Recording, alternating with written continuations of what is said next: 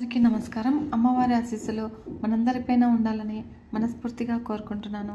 మన వీడియోలో వసంత నవరాత్రులు అంటే ఏమిటి, వసంత నవరాత్రుల ప్రాముఖ్యత గురించి తెలుసుకుందాము. చైత్ర శుద్ధ పాడ్యమి నుంచి అంటే ఉగాది నుంచి మనకు నూతన సంవత్సరం ప్రారంభమవుతుంది. అలాగే ఋతువులలో తొలి ఋతువైన వసంత ఋతువు మొదలవుతుంది. ఈ వసంత ఋతువుకు ఎంతో ప్రాముఖ్యత ఉంది. శిశిరంలో ఆకులు రాల్చి సర్వస్వం కోల్పోయిన ప్రకృతి కాంత నవపల్లవాలతో చిగిర్చి పూల సోయగాలతో కనువిందులు చేస్తూ సుగంధాల సేవలతో ప్రకృతి పురుషునకు మకరందాలు వింతులు అందించే ఈ వసంత ఋతువు అంటే గుణరహితుడైన ఆ పరమాత్మకు కూడా చాలా ఇష్టమే. ఋతువునాం కుసుమాకర అని గీతలో చెప్పాడు పరమాత్ముడైన శ్రీకృష్ణుడు. అనంతమైన కాలంలో కేవలం ఏడాదికో 2 నెలలు ఆయుష్ ఉండే ఈ వసంత ఋతువుకు ఎందుకంత ప్రాధాన్యత? ఈ వసంత ఋతువులోనే దేవదేవుడైనటువంటి శ్రీ మహావిష్ణువు పరిపూర్ణ మానవునిగా అవనిపై అవతరించారు. అదే శ్రీ రామావతారము. అంతవరకు రాక్షసుల యుద్ధాలతో విసిగి వేసారిన సర్వలోకాలు కూడా శ్రీరామ జననంతో మంచి రోజులు వచ్చాయని సంతోషించాయి. శ్రీకృష్ణ భగవానుడు స్వయంగా తానే వసంత ఋతువును అని భగవద్గీతలో చెప్పుకున్న వసంత ఋతువులో తొలి మాసమే చైత్రమాసము. సంవత్సరానికి తొలి మాసం కూడాను. చైత్రమాసము అనగానే మనకి ఉగాది, శ్రీరామనవమి గుర్తుకొస్తాయి. అవే కాదు, దశావతారాల్లో మొదటిది అయిన మత్స్యావతారము, యజ్ఞవరాహమూర్తి జయంతి, సౌభాగ్య గౌరీ వ్రతం వంటి విశిష్టమైన రోజులు ఎన్నో ఈ మాసంలోనే ఉన్నాయి. అలా చైత్రమాసము సంవత్సరానికి మొదటి నెలగా మాత్రమే కాక అనేక ఆధ్యాత్మిక పౌరాణిక విశిష్టతలు కలిగిన మాసం కూడాను. అంతటి విశిష్టత కలిగిన చైత్రమాసంలో దాగున్న విశిష్టతలేమిటో ఇప్పుడు తెలుసుకుందాము. మాసంలో చంద్రుడు పౌర్ణమి నాడు చిత్తా నక్షత్రంతో కూడి ఉంటాడు. సూర్యుడు కూడా మొదటి రాశి అయిన మేషరాశిలో సంచరిస్తూ ఉన్నాడు. చైత్ర శుద్ధ పాడ్యమి ఉగాది. ప్రకృతి చిగురించే వసంతకాలాన్ని ఉత్సాహంగా స్వాగతించే పండుగ ఉగాది. ఇక చెట్లు చేమలే కాదు, పశుపక్షాదులు కూడా వసంత ఆగమనాన్ని స్వాగతిస్తూ ఉన్నాయి. ఏడాదికి యుగము అనే పేరు కూడా ఉంది. అందుకే యుగాది ఉగాది అయ్యింది. ఇక చాంద్రమానాన్ని అనుసరించే వారే కాక సౌరమానాన్ని అనుసరించే కొంతమంది కూడా ఈ రోజు నుంచి సంవత్సరాది అని జరుపుకుంటూ ఉంటారు. చైత్ర శుద్ధ పాడ్యమి ఉగాది నుంచి చైత్ర శుద్ధ నవమి వరకు కూడా వసంత నవరాత్రులుగా జరుపుకుంటూ ఉంటాము. మనము సంవత్సరంలో 3 సార్లు నవరాత్రులు జరుపుకుంటూ ఉంటాము. మొదటిది చైత్రమాసంలో వచ్చే వసంత నవరాత్రులు, రెండవది భాద్రపద మాసంలో వచ్చే గణపతి నవరాత్రులు, ఇక మూడవది అశ్వయుజ మాసంలో వచ్చే శరన్నవరాత్రులు. ఇలా సంవత్సరంలో మొదటగా వచ్చే వసంత నవరాత్రులని ప్రజలంతా కూడా ఎంతో ఆనంద ఉత్సాహాలతో జరుపుకుంటారు. ఈ నవరాత్రుల్లో లలితాదేవిని కూడా ఆరాధించాలి. అంతేకాకుండా ఈ 9 రోజులు కూడా రామాయణాన్ని పారాయణ చేసి నవరాత్రుల చివరి రోజున సీతారాముల కళ్యాణం ఎంతో వైభవంగా చేసి చూసి తరిస్తూ ఉంటారు. రామాయణానికి ఈ వసంత నవరాత్రులకి ఎంతో అవినాభావ సంబంధం ఉంది. ఇక రామాయణంలోని ఎన్నో ముఖ్య ఘట్టాలు ఈ 9 రోజుల్లో జరిగాయి. శ్రీరాముడు జన్మించినది మొదలు వనవాసానికి వెళ్ళడము, దశరథుని మరణము, సీతా అపహరణము, రావణుని సంహారానంతరము, సీతారాములు అయోధ్య నగరానికి చేరటము, శ్రీరామ పట్టాభిషేకం వంటివి ఎన్నో ముఖ్యమైన సంఘటనలు ఈ చైత్రమాసంలో జరిగినాయి. చైత్రమాసంలో జరిగే పండుగలు చైత్ర శుద్ధ విదియ నాడు బాలచంద్రుడిని బాలేందు వ్రతం అని పూజిస్తారు. చంద్రుని పోగు అని విదియ నాటి బాలచంద్రునికి కొత్త నూలు పోగు అని సమర్పిస్తారు. చంద్రుడు జ్ఞానప్రదాత. ఆయనకి నూలు పోగు సమర్పించి మనకి జ్ఞానాన్ని ఇవ్వమని కోరుతారు. ఇక చైత్ర శుద్ధ తరియ గౌరీ వ్రతము అంటే సౌభాగ్య గౌరీ వ్రతము, సౌభాగ్య శయన వ్రతము. ఆ రోజున పార్వతీ పరమేశ్వరులను దమనంతో పూజించి డోలోత్సవం నిర్వహిస్తారు. చవితితో కూడిన తదియ రోజున ఈ ఉత్సవాన్ని చేస్తారు. ఇక పార్వతీదేవి శివుడిని భర్తగా పొందటం కోసము తపస్సు చేసినప్పుడు చైత్ర శుద్ధ తదియ నాడు ఆ తపస్సు ఫలించింది. సీతాదేవి కూడా ఈ వ్రతాన్ని ఆచరించినట్లుగా తెలుస్తుంది. సౌభాగ్యాన్ని, పుత్ర పౌత్రాదులను, భోగభాగ్యాలను ప్రసాదించే ఈ వ్రతాన్ని స్త్రీలు ఆచరిస్తారు. ఈ రోజున మత్స్య జయంతి కూడా. శ్రీ మహావిష్ణువు మత్స్యావతారం ఎత్తి సోమకుణ్ణి వధించి వేదాలను రక్షించిన రోజు. చైత్రశుద్ధ పంచమి లక్ష్మీదేవి భూలోకానికి వచ్చిన రోజు. మరియు నాగులను కూడా ఈ రోజున పూజించాలి. అనంత, వాసుకి, తక్షక, కర్కోట, శంఖ, కుళినక, పద్మ, మహాపద్మ అనే మహానాగులను పూజించి పాలు, నెయ్యి నివేదించాలి.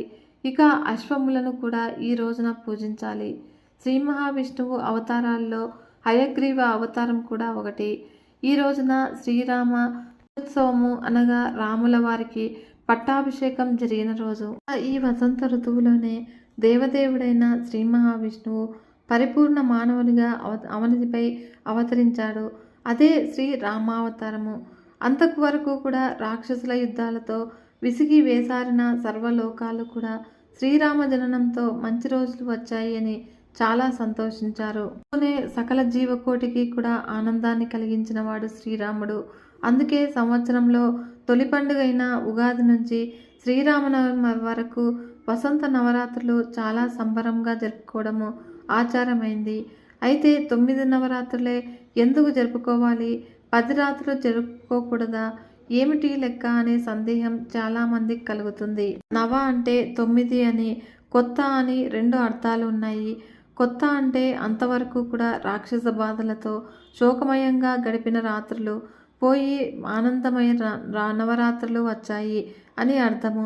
ఇక 9 నవరాత్రులు ఎందుకు చేయాలి అంటే భగవంతుని ఆరాధనలో భక్తి 9 రకాలుగా ఉంటుంది. ఈ మాసంలోనే శ్రీరామునిగా అవతరించిన కూడాను శ్రీరామ పట్టాభిషేకం చేయించిన చాలా మంచిది. ఒకవేళ చేయించలేకపోయినా శ్రీరామాయణంలో రామ పట్టాభిషేకము ఘట్టము పారాయణము చేయడం చాలా మంచిది. చైత్రశుద్ధ అష్టమి భవానీదేవి ఆవిర్భవించిన రోజు మరియు అశోకాష్టమి కూడా అంటారు. ఆ రోజున భవానీ మాతని పూజిస్తారు. స్త్రీలు అమ్మవారిని అశోక పుష్పాలతో పూజించి అశోక వృక్షము చిగురుని సేవిస్తే గర్భశోకము కలగదు అని శాస్త్రం చెప్పింది. ఇక చైత్రశుద్ధ నవమి అంటే శ్రీరామనవమి. శ్రీ మహావిష్ణుమూర్తి తన పూర్ణావతారము అయిన శ్రీరామునిగా అవతరించిన రోజు. ఈ రోజు వాడవాడలా శ్రీ సీతారాముల కళ్యాణం చేస్తారు. నూతన సంవత్సరంలో సీతారాముల కళ్యాణం జరిగిన తర్వాతే ప్రజలు తమ ఇంట వివాహాది శుభకార్యాలు తలపెడతారు. ఇక వాల్మీకి రామాయణం ప్రకారము శ్రీరాముడు జన్మించిన సంవత్సరము విళంబినామ సంవత్సరము. చైత్రశుద్ధ ఏకాదశి వజ్రుదిని ఏకాదశి, ఇక కామద ఏకాదశి అని కూడా అంటారు. చైత్రశుద్ధ పౌర్ణమి. స్త్రీలు చిత్రవర్ణాలు గల అంటే రకరకాల రంగులు వస్త్రాలను దానం చేయటము వల్ల సౌభాగ్యం కలుగుతుంది. ఈ రోజున చిత్రగుప్తుని వ్రతం కూడా చేసిన చాలా మంచిది. ఉత్తర భారతదేశంలోని వారు హనుమత్ జయంతిని జరుపుకుంటారు. చైత్ర బహుళ త్రయోదశి యజ్ఞవరాహ జయంతి. సృష్ట్యాదిలో భూమిని సుప్రతిష్ఠితం చేయడానికి యజ్ఞవరాహమూర్తి అవతరించిన రోజు. ఇలా మాసమంతా కూడా ఎన్నో విశిష్టతలు ప్రాధాన్యతలు కలిగిన మాసము ఈ చైత్రమాసము. ఈ మాసంలోనే జ్ఞాన సముపార్జన చెయ్యమని సూచించారు. మనమంతా కూడా ఉత్సాహంతో ఉగాదిని జరుపుకొని రామాయణ సారాన్ని గ్రహించి ఆచరించే యత్నం చేద్దాము. శ్రీరాముల కళ్యాణం చూసి తరిద్దాము. ఈ ఏడాది కొత్తగా అయోధ్యలో ఏర్పాటైన రామాలయంలో సీతారాముల కళ్యాణం చాలా వైభవోపేతంగా జరపడము విశేషము. చైత్రమాసంలో నవరాత్రులను జరుపుకోవడం ఆచారంగా ఉంటుంది. అయితే నవ అంటే 9 అని, కొత్త అని 2 అర్థాలు ఉన్నాయి.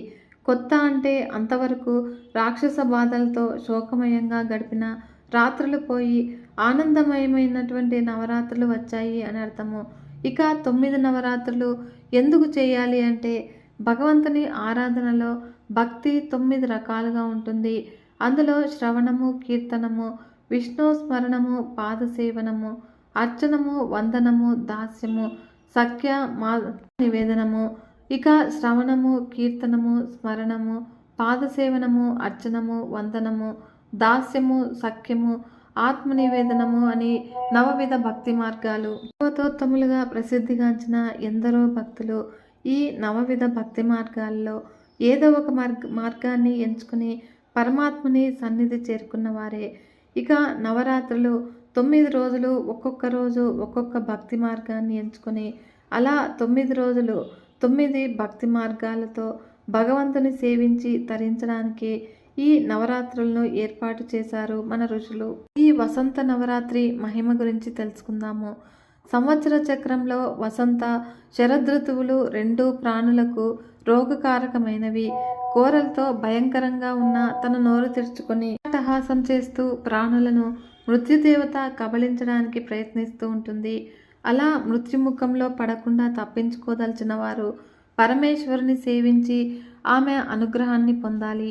అపమృత్యు వినాశిని అయి ఆపదల నివారిణి అయి విరాజిల్లే ఆ జగన్మాతను ప్రార్థించిన వారు ఆయా ఋతువుల్లో రోగబాధలను మృత్యుభయాన్ని జయించగలుగుతారు అని, ఇందుకై నవరాత్రులలో పరమేశ్వరుని పూజించాలి అని వ్యాస మహర్షి జనమజయునకు ఈ నవరాత్రి పూజా విధానాన్ని వివరించాడు. సంవత్సర ప్రారంభంలో చైత్రశుద్ధ పాడ్యమి నుంచి నవమి వరకు గల 9 రోజులు వసంత నవరాత్రులు అని, అర్ధ సంవత్సరము గడిచిన తర్వాత శరదృతువు ఆరంభంలో అశ్వయుజ శుద్ధ పాడ్యమి నుంచి నవమి వరకు గల 9 రోజులు శరన్నవరాత్రులు అని వ్యవహరింపబడతాయి. వసంత నవరాత్రుల్లో శ్రీరామచంద్రుని మనం ఆరాధిస్తూ ఉంటాము.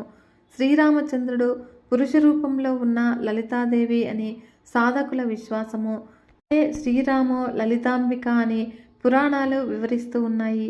నేటికి ఉత్తర భారతదేశంలో రామలీల మహోత్సవాలు అనే పేరుతో వసంత నవరాత్రుల్లో దేవీ పూజలు నిర్వహించే సంప్రదాయము ఆచరణలో ఉన్నది.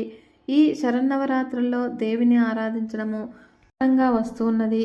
మానవునికి మళ్ళీ మళ్ళీ మాతృగర్భంలో నరకయాతనలు రాకుండా ఉండటానికి, 9 నెలలు జీవుడు పడవలసిన బాధలు పునరావృతం కాకుండా ఉండటానికి, ప్రశాంత స్థితిని అనుభవించడానికి ఈ నవరాత్రుల్లో ఆదిశక్తిని ఆరాధించాలి అని వ్యాస మహర్షి లోకానికి వెల్లడించారు. నవరాత్ర పూజా విధానాన్ని సవివరంగా సాధకులకు అనుగ్రహించాడు వ్యాస మహర్షి. నవరాత్రులకు ముందు రోజే కుంకుమ, పువ్వులు, పండ్లు, సుగంధ ద్రవ్యాలు సిద్ధం చేసుకుని మరునాడు అంటే పాడ్యమి నాడు ప్రభాత సమయంలోనే పరమేశ్వరుని ప్రార్థిస్తూ సంకల్పం చెప్పాలి. తాను భక్తి శ్రద్ధలతో 9 రోజులు దేవిని పూజించదలిచినట్లుగా ఆమెకు విన్నవించుకోవడమే సంకల్పము. ఇక తొలినాడు ముందుగా గణపతి పూజ, తర్వాత పుణ్యావహచనము, అనంతరము అష్టదిక్పాలక ఆవాహనం చేసి పూజా వేదికను సిద్ధం చేసుకోవాలి. విఘ్న నివారణ కోసము గణపతిని ప్రార్థించడము గణపతి పూజ. పూజ జరుగుతున్న ప్రదేశము, పూజకు సిద్ధమైన భక్తుని మనస్సు, పూజను తిలకించడానికి వచ్చిన బంధుమిత్రులందరికీ కూడా మనస్సు పవిత్రంగా ఉండాలని భావించడమే ఈ పుణ్యావహచనము. వేదికపై 4 దిక్కుల సూర్యుణ్ణి, గణపతిని, శివుణ్ణి, శ్రీ మహావిష్ణువుని నిలిపి కేంద్రంలో పరాశక్తిని ప్రతిష్ఠించి ప్రశాంతమైన మనస్సుతో నిర్మలమైన భావంతో పూజను సాగించాలి. శిలా విగ్రహాల్లో, మట్టి బొమ్మలలో దేవుడు ఉన్నాడా అని అంటే అది భావన బలాన్ని బట్టి అని శాస్త్రవేత్తలు అంటూ ఉన్నారు. కనుక ఆ విగ్రహాలలోనో లేక మట్టి బొమ్మలలోనో ప్రతిమలుగా కాక దివ్యశక్తికి ప్రతీకలుగా భావన చేయడమే సాధనలో తొలిమెట్టు. శ్రద్ధాళువులైన వారు నవరాత్రుల్లో యథాశక్తిగా దేవీ మంత్రాన్ని జపించాలి. గౌరీ పంచాక్షరి, బాలా షడాక్షరి, నవార్ణవ, చండిక, పంచదశి, షోడశి మంత్రాలు అన్నీ కూడా దేవికి సంబంధించినవే. గురుముఖత ఉపదేశం పొంది విధానం తెలుసుకొని నిష్టలతో మంత్రానుష్ఠానాన్ని సాగించాలి. మంత్రము, యంత్రము, తంత్రము అనేవి 3 దేవీ పూజా విధానంలో చాలా ముఖ్యమైనవి. ఇక మంత్రానుష్ఠానం అయిన తర్వాత పూజతో ప్రారంభించి షోడశోపచారాలతో దేవిని ఆరాధించి సహస్రనామావళితో అష్టోత్తర శతనామాలతో పూజించి ధూపదీప నైవేద్యాలను, తాంబూల నీరాజనాలను సమర్పించి యథాశక్తిగా గీత, వాద్య, నృత్య, శేషాలతో అర్చించి ఛత్ర చామరాలతో దేవికి సపర్యలు చేయాలి. ఈ 9 రోజులు దేవీ సంబంధమైన స్తోత్రాలతో, కథలతో, దేవీ మహిమా విశేషాలతో కాలాన్ని దేవీమయంగా భక్తి భావనలతో దీక్షగా గడపాలి. లాప వినోదిని అయిన జగన్మాత సన్నిధిలో ఈ నవరాత్రుల్లో సౌందర్యలహరి, సప్తశతి, దేవీ భాగవతము మొదలైన దేవీ సంబంధమైన వాంగ్మయాన్ని పఠనము లేదా శ్రవణాన్ని చేయాలి. ఇలా 9 రోజులు పూజించి 10వ నాడు విజయ సూచకంగా విజయోత్సవంని నిర్వహించాలి. ఈ నవరాత్రుల్లో కుమారి పూజ, సువాసిని పూజ, బ్రాహ్మణ పూజ జరపడము దేవికి ప్రీతిపాత్రమైన విషయాలు. కుమారి పూజలో పాడ్యమి నుంచి నవమి వరకు వరుసగా 2 సంవత్సరాల వయసు గల కన్య మొదలుకొని 10 సంవత్సరాల కన్య వరకు ఆయా దేవతానామాలతో అర్చన చేసి సుగంధ ద్రవ్యాలు, మంగళ ద్రవ్యాలు సమర్పించాలి. శాస్త్రాన్ని అనుసరించి ఉపవాసంతో కానీ, ఏకభుక్తంతో కానీ, రాత్రి భోజనంతో కానీ ఆహార నియమాన్ని విధించుకొని నవరాత్రి వ్రతాన్ని పాటించాలి. నవరాత్రుల్లో పాడ్యమి రోజున 2 సంవత్సరాల కన్యను కుమారిక అని పిలుస్తారు. ఇక ద్వితీయ నాడు సంవత్సరాల కన్య త్రిమూర్తి, తదియ నాడు 4 సంవత్సరాల కన్య కళ్యాణి, చవితి నాడు 5 సంవత్సరాల కన్య రోహిణికి, పంచమి నాడు సంవత్సరాల కన్య కాళిక, షష్ఠి నాడు 7 సంవత్సరాల కన్య చండిక, సప్తమి రోజున 8 సంవత్సరాల కన్య శాంభవి, అష్టమి నాడు 9 సంవత్సరాల కన్య దుర్గ, నవమి నాడు 10 సంవత్సరాల కన్య సుభద్ర. ఈ విధంగా ఆయా సంవత్సరాల వయోపరిమితి గల కన్యలను ఆరాధించడం వల్ల దారిద్ర్య నాశనము, శత్రు వినాశనము, దుఃఖ నివృత్తి, ఆయురారోగ్య బలాభివృద్ధి కలుగుతాయి. ఈ నవరాత్రి పూజా విధానంలో సప్తమి నాడు సరస్వతీదేవిని, అష్టమి నాడు దుర్గను, నవమి నాడు లక్ష్మీదేవిని పూజించాలి.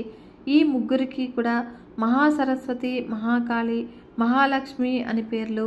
వీరే ముగ్గురమ్మలు. నవరాత్రి పూజలో ఎర్రని పుష్పాలు, ఎర్రని గంధము, ఎర్రని అక్షతలు, ఎర్రని వస్త్రాలు దేవికి సమర్పించి ఆమెను కుంకుమతో పూజించాలి. ఈ విధమైన పూజ ఆమెకు చాలా ప్రీతిపాత్రము. రక్తగంధ, రక్తవస్త్ర, రక్తమాల్యాసు అని అమ్మవారిని వర్ణించడంలోని ఆంతర్యం కూడా ఇదే. ఆ తల్లి కారుణ ఆమెకు సమర్పించే పూజా ద్రవ్యాలన్నీ కూడా ఎర్రగా ఉండడమే ఆమెకు అభీష్టమని ఇందలి అంతరార్థము. ఎర్రని రంగు అగ్నివర్ణము, పవిత్రతకు సంకేతము అగ్ని. ఆమె ఆ రంగులో ఉన్నది అంటే పవిత్రతయే దైవము అని అర్థము. ఆ రంగులో ఉన్న పూజా ద్రవ్యాలతోనే అమ్మవారిని ఆరాధించాలి అంటే సాధకుడు పవిత్ర హృదయం కలవాడై ఉండాలి అని అంతరార్థము. వసంత నవరాత్రుల్లో, శరన్నవరాత్రుల్లో పరాశక్తిని ఆరాధించి అభీష్ట సిద్ధిని పొందినవారు ఎందరో ఉన్నారు. శ్రీరామచంద్రమూర్తి సీతాన్వేషణ ప్రయత్నంలో ఉండగా ఋష్యమూక పర్వతంపై సుగ్రీవునితో స్నేహం కలిగిన తర్వాత దేవిని ఆరాధించి సత్ఫలితం పొందాడు. దారిద్ర్యంతో బాధపడుతూ ఉన్నటువంటి ఒక వైశ్యుడు దారిద్ర్య నివారణోపాయము చెప్పవలసిందిగా ఒక విప్రుని ప్రార్థించి దేవి నవరాత్రి పూజలను గురించి తెలుసుకొని దేవిని ఆరాధించి సకల సంపదలను పొంది దారిద్ర్యం నుంచి విముక్తుడయ్యాడు. అజ్ఞాతవాసము ఆరంభమవుతూ పాండవులు విరాట నగరంలో ప్రవేశించే ముందు జగన్మాతను సేవించి నిర్విఘ్నంగా అజ్ఞాతవాసం నిర్వహించి కృతార్థులయ్యారు. కనుక వసంత నవరాత్రుల్లో, శరన్నవరాత్రుల్లో మానవుడు ఆ పరాశక్తిని ఆరాధించి ఐహిక, ఆధ్యాత్మిక సుఖ సంపదలను పొందవచ్చును అని వ్యాస మహర్షి వివరించాడు. ఈరోజే సౌభాగ్య గౌరీ వ్రతము. భారతీయ మహిళలకు వ్రతాలు చాలా ప్రత్యేకము. వివాహం కాని వారు కొన్ని వ్రతాలు, వివాహమైన వారు మరికొన్ని వ్రతాలు చేసుకుంటూ ఉంటారు. ఇక వివాహం కాని వారికి త్వరగా వివాహం కావాలి అన్నా, దాంపత్య జీవితము బాగుండాలి అన్నా, సౌభాగ్యం కలకాలం నిలిచి ఉండాలి అన్నా చేసుకునే వ్రతాల్లో ఈ సౌభాగ్య గౌరీ వ్రతం చాలా ముఖ్యమైనది. శుద్ధ తదియ రోజున జరుపుకునే వ్రతాన్నే సౌభాగ్య గౌరీ వ్రతము అంటారు. దీన్నే సౌభాగ్య తదియ అని, సౌభాగ్య శయన వ్రతము అని, గౌరీ తృతీయ వ్రతము అని, ఆ గౌరీ వ్రతం అని కూడా పిలుస్తూ ఉంటారు. సౌభాగ్య గౌరీ వ్రతం విశిష్టత ఏమనగా, దక్షయజ్ఞంలో శివునికి జరిగిన అవమానాన్ని సహించలేని పార్వతీదేవి అగ్నిగుండంలో తనను తాను ఆహుతి చేసుకుంటుంది. తిరిగి శివుని భర్తగా పొందడానికి హిమవంతుని పుత్రిగా జన్మించి శివుని కోసము హిమాలయాల్లో తీవ్రంగా తపస్సు చేస్తుంది. ఇక ఆమె తపస్సు చైత్రశుద్ధ తదియ రోజునే ఫలించింది అని స్కాంద పురాణం ద్వారా తెలుస్తుంది. అందుకే ఈ రోజున సౌభాగ్య గౌరీ వ్రతాన్ని ఆచరించడము ఆనవాయితీగా వస్తుంది. ఈ సౌభాగ్య గౌరీ వ్రతాన్ని ఆచరించేవారు ఉదయాన్నే లేచి ఇల్లంతా కూడా శుభ్రం చేసుకోవాలి. తలకు నువ్వుల నూనె రాసుకుని తలంటు స్నానం చేయాలి. ఇక పాదాలకు పసుపు రాసుకోవాలి. కళ్ళకు కాటుక పెట్టుకుని నుదుటిన బొట్టు పెట్టుకుని తలలో పువ్వులు పెట్టుకుని సుమంగళిలాగా అలంకరించుకోవాలి. తర్వాత ఇంటి గుమ్మానికి గడపకు పసుపు రాసి కుంకుమ బొట్లు పెట్టి మామిడాకులు కట్టాలి. గౌరీదేవిని భక్తి శ్రద్ధలతో పూజించి ధూపదీప నైవేద్యాలతో అన్ని పూజించాలి. పార్వతీదేవిని గౌరీదేవి అంటారు. పరమేశ్వరుడు లయకారకుడు, ఎంతటి శక్తివంతమైన వాడో తెలిసిందే. పార్వతీదేవి కూడా మహిళల సౌభాగ్యాన్ని కాపాడే శక్తిగా వారి జీవితంలో పెళ్లి తర్వాత జీవితాన్ని సంతోషంగా ఉండేలాగా తన చల్లని చూపులతో ఆశీర్వాదాన్ని ప్రసాదించే గౌరిగా పూజింపబడుతుంది. ఈ సౌభాగ్య గౌరీ వ్రతాన్ని సాక్షాత్తు పరమేశ్వరుడు పార్వతీదేవికి చెప్పాడు అని అంటారు.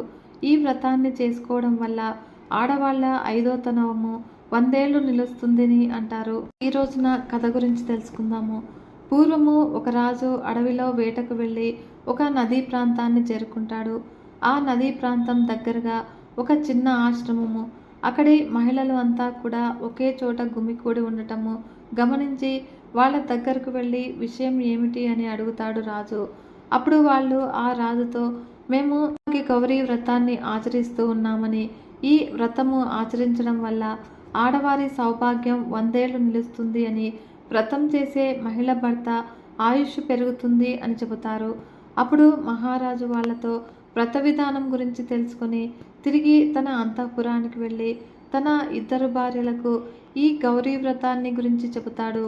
ఆ 2లో పెద్ద భార్య వ్రతాన్ని పట్టించుకోకుండా కొట్టిపడేస్తుంది. ఇక చిన్న భార్య మాత్రము ఎంతో భక్తి శ్రద్ధలతో వ్రతాన్ని చేసుకుంటుంది. ఇక వ్రతాన్ని గూర్చి హేళనగా మాట్లాడినటువంటి పెద్ద భార్య కష్టాల పాలవుతుంది. భక్తి శ్రద్ధలతో వ్రతాన్ని చేసుకున్నటువంటి చిన్న భార్య తన జీవితంలో సుఖ సంతోషాలతో హాయిగా ఉంటుంది. దీన్ని బట్టి అర్థమయ్యేది ఏమిటి అంటే, వ్రతాన్ని చేసుకోకపోయినా పర్వాలేదు, కానీ హేళన చేయడము, ఎగతాళిగా మాట్లాడటం వంటివి చేయకూడదు. ఈ వ్రతాన్ని చేసుకునే మహిళలు తెల్లవారుజామున లేచి ఇల్లంతా కూడా శుభ్రం చేసుకుని తలంటు స్నానం చేసి పూజా వేదికను ఏర్పాటు చేసి పసుపు కుంకుమలు మరియు పువ్వులతో అలంకరించాలి. తర్వాత గౌరీదేవి పటాన్ని లేదా గౌరీదేవి రూపాన్ని తయారు చేసుకుని పూజా వేదిక మీద ప్రతిష్టాపన చేయాలి. నూలు దారంతో తోరాన్ని తయారు చేసి దానికి 13 ముళ్ళు వేసి పసుపు దారాన్ని చేతికి కట్టుకుని గౌరీదేవికి షోడశోపచార పూజ చేయాలి. ఇక గౌరీదేవికి 16 రకాల పూలను 16 రకాల పండ్లను సమర్పించాలి. అమ్మవారి కోసము ప్రత్యేకంగా తయారు చేసిన పిండి వంటలను నైవేద్యంగా పెట్టాలి. తర్వాత చేతిలో అక్షతలు తీసుకొని భాగ్య గౌరీ వ్రత కథను చెప్పుకొని అక్షంతలను తలపైన వేసుకోవాలి. ఈ పూజ విషయంలో మంగళగౌరీదేవి వ్రత పూజనే భాగ్య గౌరీదేవి పూజలో కూడా పాటించవచ్చును. దాన్ని పెళ్ళైన వాళ్ళు 16 సంవత్సరాల పాటు చేసుకోవాలి. సౌభాగ్యాలు చేకూర్చే గౌరీదేవి ఆశీస్సులు అందరికీ కలగాలని కోరుకుందాము. ఈ వీడియో కనుక మీకు నచ్చినట్లయితే ఒక చిన్న లైక్ చేసి మన ఛానల్ని ఇంతవరకు సబ్స్క్రైబ్ చేసుకోకుంటే సబ్స్క్రైబ్ చేసుకొని సపోర్ట్ ఇవ్వండి ఫ్రెండ్స్. మరొక మంచి వీడియోతో మీ ముందుకు వస్తాను. అంతవరకు సెలవు, నమస్కారం.